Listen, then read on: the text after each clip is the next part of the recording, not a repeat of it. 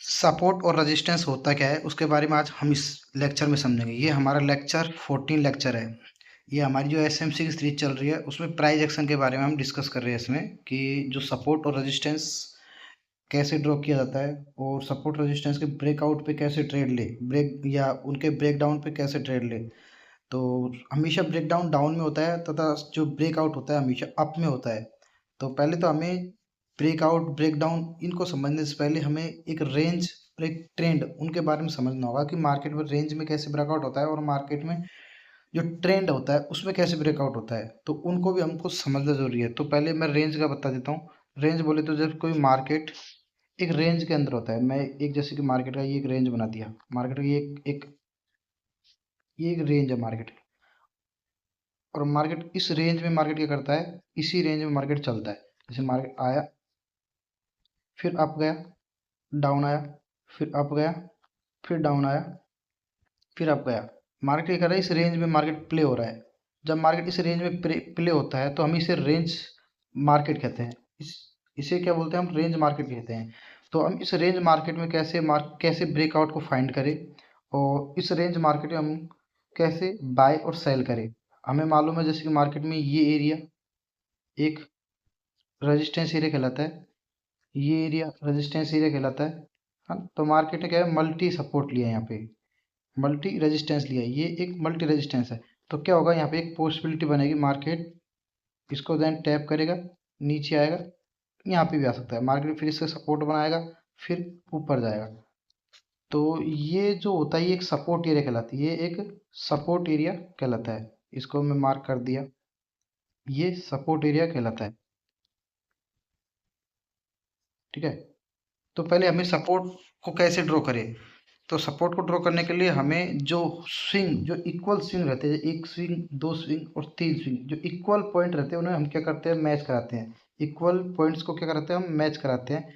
ये हम equal point को मैच कराया, ये दो और तीन, और यहाँ पे हम जोन जोन मार्क कर लेते हैं। ये हम एक जोन मार्क कर लिया, ये हमारे लिए क्या हो गया, एक सपोर्ट हुआ। इसी प्रकार हम एक डाउन में भी मार्क कर लेते हैं। डाउन में ये इक्वल हुआ, दूसरा इक्वल ये हुआ, तीसरा इक्वल हुआ, इसको हम जोन में मार्क कर लिया।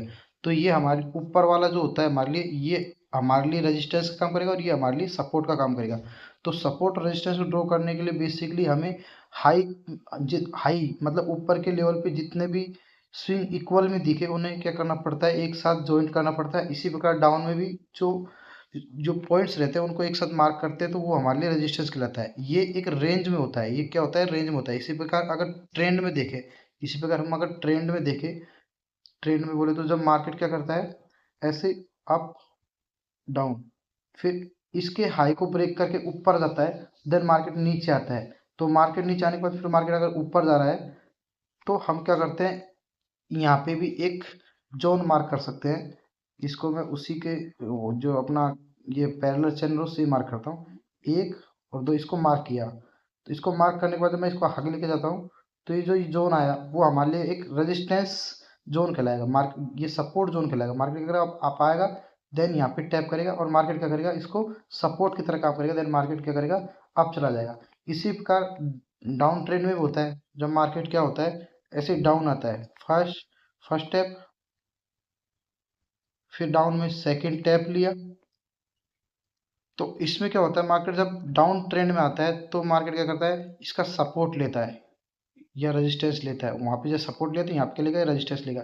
देन मार्केट थर्ड टैप पे क्या करेगा, ये एक जोन बनाया, मार्केट थर्ड टैप करने के लिए जाता है, मार्केट रेजिस्टेंस लेता है, देन डाउन। तो ये मार्केट में सपोर्ट और रेजिस्टेंस को ड्रॉ करने का तरीका है। ठीक है। यदि अभी सपोर्ट और रेजिस्टेंस को ड्रॉ करना हम सीखे, अभी हम सपोर्ट रेजिस्टेंस के ब्रेकआउट और उसके रिवर्सल पे बात करेंगे कि मार्केट में सपोर्ट और रेजिस्टेंस के ब्रेकआउट पे कैसे ट्रेड करें और रिवर्सल पे कैसे ट्रेड करें। तो हम सपोर्ट और रेजिस्टेंस के पहले रिवर्सल पे ट्रेड कैसे करते हैं उसके बारे में समझते हैं। ठीक है। तो सपोर्ट और रेजिस्टेंस के रिवर्सल पे ट्रेड करने के लिए हम क्या करना पड़ता है, पहले कुछ पॉइंट है उनको डिस्कस कर लेते हैं। पहले कि power move into market structure, power move into market structure, strong price reduction, pro tips large the candle the better, longer the time away the better. मतलब कि पहले तो हमको ये देखना है कि power move into market structure क्या है। Power move into market structure. ठीक है, इसके बारे में बताता हूँ। इसको पहले हटा दिया, ये हटा दिया। ठीक है, तो हमें मालूम चल रहा है कि मार्केट में एक रेंज मार्केट है। ये मार्केट का एक रेंज मार्केट है। इस रेंज में मार्केट ने क्या किया, सपोर्ट और रेजिस्टेंस बनाया अपना। ये एक अपना क्या बना लिया, सपोर्ट और रेजिस्टेंस बना लिया। ठीक है, तो अब मार्केट क्या करता है, जब कभी भी, इसको भी थोड़ा आगे किया, जब कभी मार्केट पावर मूव के साथ, इसको मैं ग्रीन कर लेता हूँ। ठीक है, जब कभी मार्केट अपने पावर मूव के साथ सपोर्ट से छड़ के रेजिस्टेंस पे जाता है, सपोर्ट से चलकर रेजिस्टेंस पे जाता है, रेजिस्टेंस पे जाता है और रेजिस्टेंस को शायद ब्रेक भी कर दे, तो क्या कहलाता है, ये सपोर्ट से चढ़ के रेजिस्टेंस पे जाता है, तो मार्केट अधिकतर केस में मार्केट वहां से रिवर्सल होता है। अधिकतर केस में मार्केट वहां से क्या होता है, रिवर्सल होता है। क्योंकि वहां पे क्या होती है, जो बड़े प्लेयर्स जो सपोर्ट से बाय करते हैं वो रेजिस्टेंस पे अपना प्रॉफिट बुक करते हैं, और क्या करते हैं, प्रॉफिट बुक करते हैं, और मार्केट क्या हो जाता है, रिवर्सल आ जाता है। ये हमारा फर्स्ट हुआ। ठीक है, कि अगर मार्केट में पावर मूव होता है और वो पावर मूव के साथ अगर रेजिस्टेंस को ब्रेक कराता है तो मार्केट रिवर्सल होता है, या पावर मूव के साथ, या फिर मार्केट पावर मूव के साथ रेजिस्टेंस को ब्रेक करता है या रेजिस्टेंस पे आता है। इसी का मैं एक बार दिखा देता हूँ यहाँ पे, इसको रेड के साथ दिखाता हूँ अभी।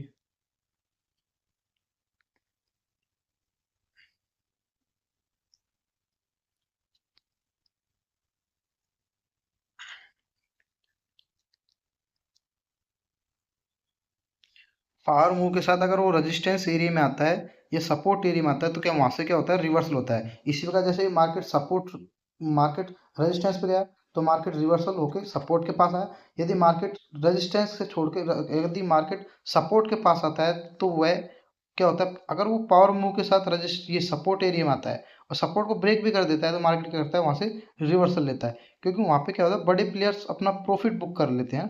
तो ये हमारे फर्स्ट हुआ। जैसे कि मार्केट में पावर मूव होने पे हमें ब्रेकआउट या ब्रेकडाउन पे ट्रेड नहीं लेना, मार्केट वहां से क्या करता है, रिवर्सल लेता है। तो फर्स्ट तो ये हुआ। दूसरा हमारा है power move into market structure. दूसरा strong price rejection. Strong price rejection बोले तो यहीं पे मैं बता देता हूँ कि जब मार्केट में जो ये अपना रेजिस्टेंस है, रेजिस्टेंस को जब मार्केट ब्रेक करता है, रेजिस्टेंस को मार्केट ब्रेक करता है, तो ब्रेक के बाद में यदि मार्केट में क्या कैंडल रिजेक्शन छोड़ दे, ये रिजेक्शन छोड़ दे, तो मार्केट के वहां से रिवर्सल होने की संभावना ज़्यादा होती है ना। इसी प्रकार मार्केट में अगर ये रेजिस्टेंस, ये सपोर्ट एरिया पाता है, सपोर्ट को ब्रेक करने के बाद मार्केट में क्या वहाँ पे एक रिजेक्शन छोड़ दे, तो मार्केट वहां से भी क्या होता है, रिवर्सल होने की संभावना होती है। तो मार्केट में सपोर्ट और रेजिस्टेंस कैसे काम करते हैं मैं बता दिया, कि एक तो पावर मूव होने पर मार्केट रिवर्सल लेता है, और एक सपोर्ट और रेजिस्टेंस पे अगर कैंडल में विक्स बने, है ना, रिजेक्शन बने, तो वहां पे भी क्या होता है, एक रिवर्सल होता है। या दूसरा, यदि इस रेजिस्टेंस के पास में, यदि इस रेजिस्टेंस के पास में इसको ब्रेक करने के बाद मार्केट में ये आया आया यहाँ पे अगर एक बिग कैंडल बन जाए, है ना, तो मार्केट में रिवर्सल होने की संभावना अधिक होती है। ठीक है, रिवर्सल होने की संभावना अधिक होती है।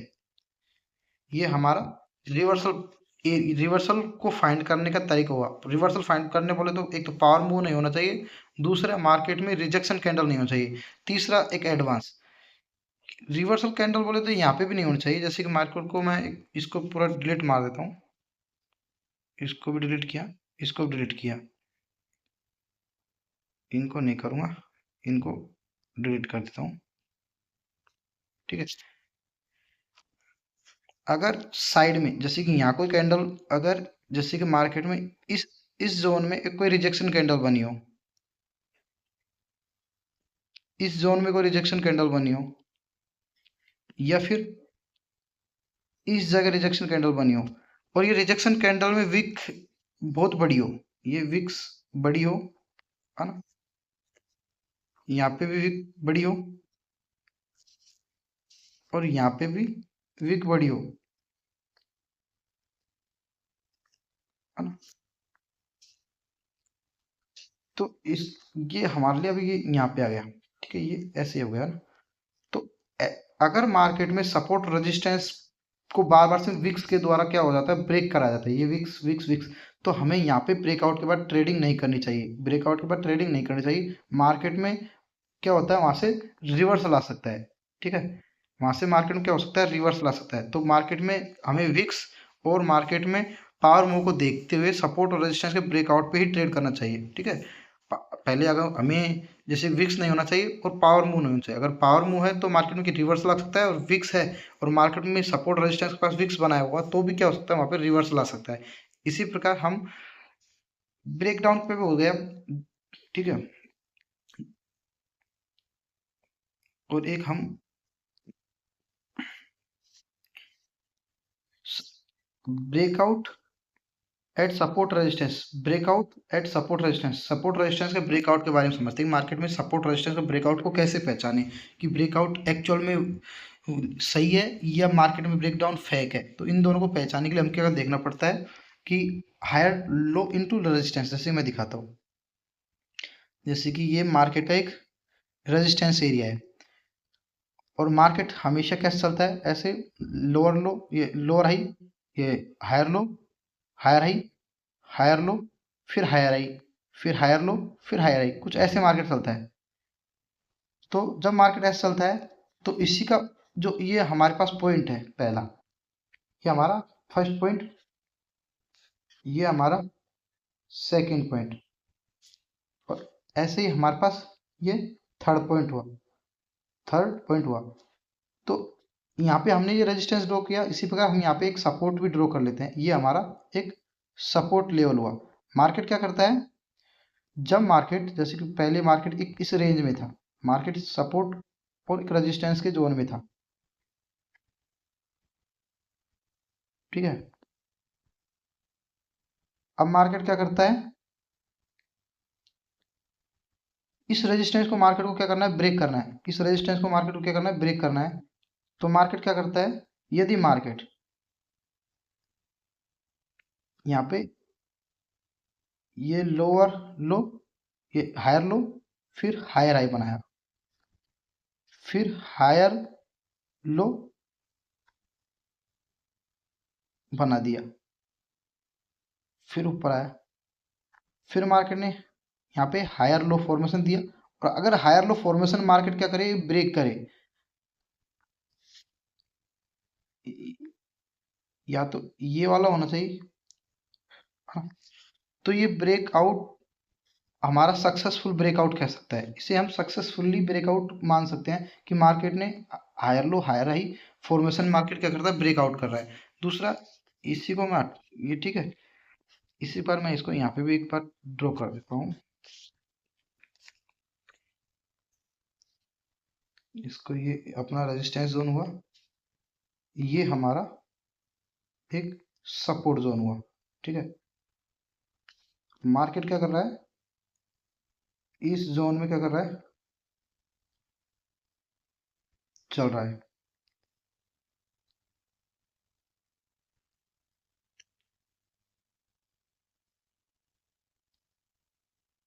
अब मार्केट क्या करे, आए, देन ऐसे टैप करे, फिर मार्केट आए, देन ऐसे टैप करे, फिर मार्केट आए, देन ऐसे ब्रेक करे।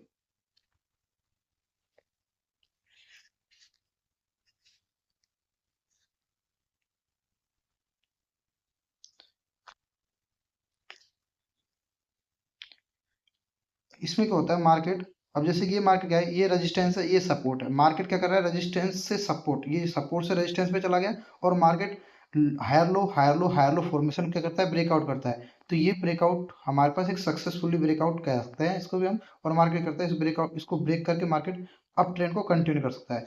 तो ये हमारा फर्स्ट हुआ। ये हमारा जैसे मार्केट में higher high higher low formation में ब्रेक करे तो भी एक्चुअल सपोर्ट ब्रेकआउट कह सकते हैं उसे। या मार्केट क्या करता है, रेजिस्टेंस को लेकर हायर लो फॉर्मेशन ब्रेक करे तो वो भी हमारे पास एक्चुअल क्या कहलाता है, ब्रेकआउट कहलाता है, एक्चुअल ब्रेकआउट कहलाता है। पहला पॉइंट हमारे पास क्लियर हुआ। इसी प्रकार लोअर हाई इनटू सपोर्ट, ये हमारा अप ट्रेंड में ब्रेकआउट हुआ। इसी प्रकार हम डाउन ट्रेंड में ब्रेकआउट को पहचानते हैं। इनको मैं एक बार डिलीट कर लेता हूँ।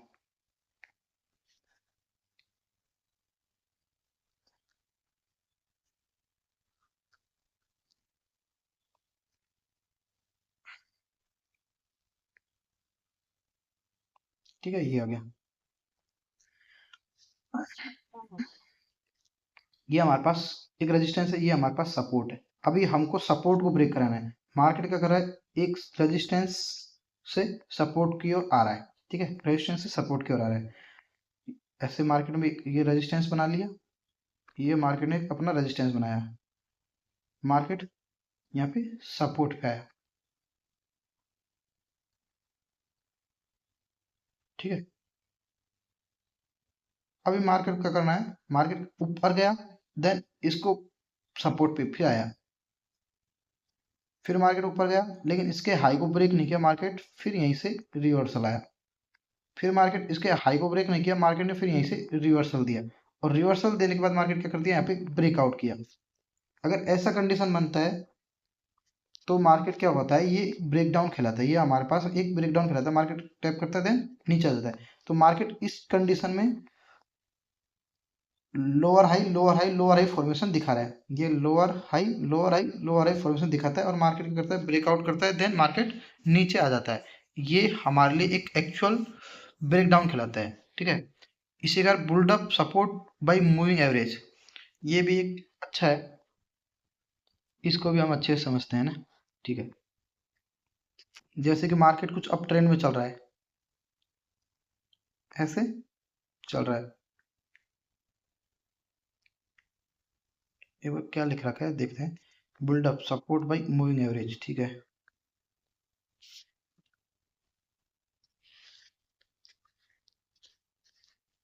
ये हमारे पास एक सपोर्ट लेवल हुआ, ये हमारे पास एक सपोर्ट लेवल हुआ, और इसको हम ऐसे बोल सकते हैं ट्रेड लाइन, ये भी हमारे पास एक सपोर्ट लेवल हुआ। ठीक है, अभी मार्केट में मैं क्या बोल रहा हूँ कि यदि मार्केट, इसको मैं एक बार ऐसे को नहीं, इसको लिया,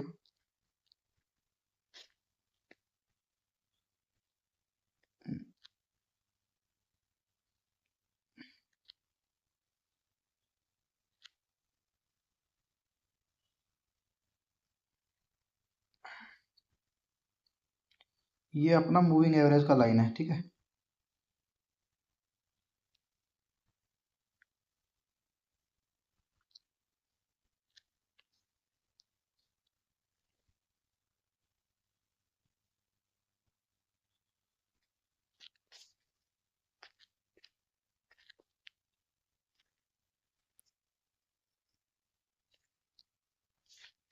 ठीक है, तो ये built up by moving average है ना। अब इसमें क्या होता है, जैसे कि जब कोई मार्केट ट्रेंड लाइन पे, अब ये मार्केट क्या है, एक ट्रेंड लाइन पे चल रहा है, आया, फर्स्ट सपोर्ट बनाया, अप गया, सेकंड सपोर्ट बनाया, फिर अप गया।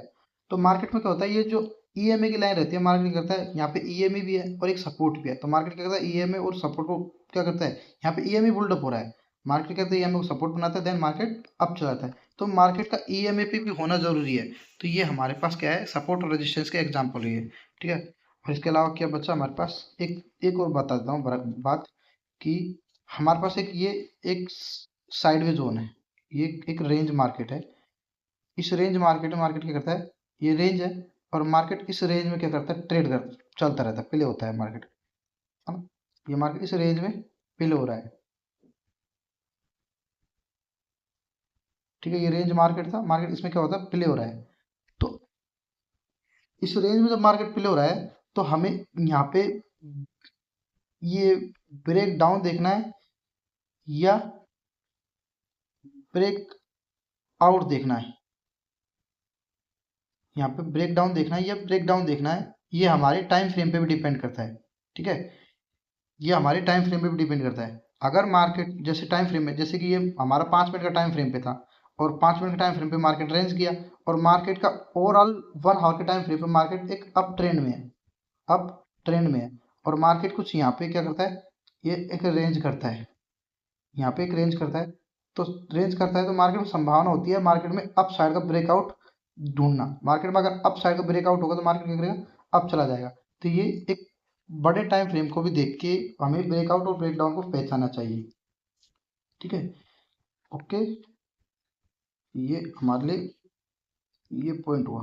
ठीक है, तो यहाँ पे जो छोटे टाइम फ्रेम पे मार्केट रेंज किया, ये रेंज किया, तो हमें ऊपर की ओर ट्रेड करना चाहिए। इसी प्रकार डाउन में करना हो तो हमको कैसे करना चाहिए, जब मार्केट बड़े टाइम फ्रेम में, ये मार्केट बड़े टाइम फ्रेम में ऐसे कुछ डाउन में चल रहा है, ठीक है, और मार्केट इसमें यहाँ आने के बाद क्या करे, इस जगह रेंज करे, ठीक है, तो हमें डाउन की ओर एंट्री का प्लान करना चाहिए। ये रेंज लिया,